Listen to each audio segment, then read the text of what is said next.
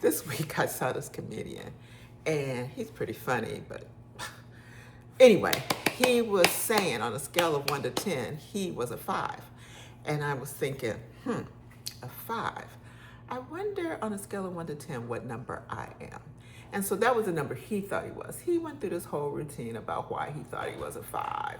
You know, half the men in the world are more handsome than him, and half, were less, and half were taller than him, and less, half were shorter than him, and all this stuff that made him a 5. And so I've been spending a couple days trying to think, what number am I on a scale of 1 to 10?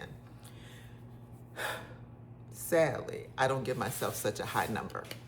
But I know that other people would give me a little bit of a higher number, probably, because people are nice usually. But I just want to say that if you think about what number you are, you probably should add about 3 or 4 to it to get your real number, because I just think most people underestimate themselves. They don't appreciate just how beautiful they are.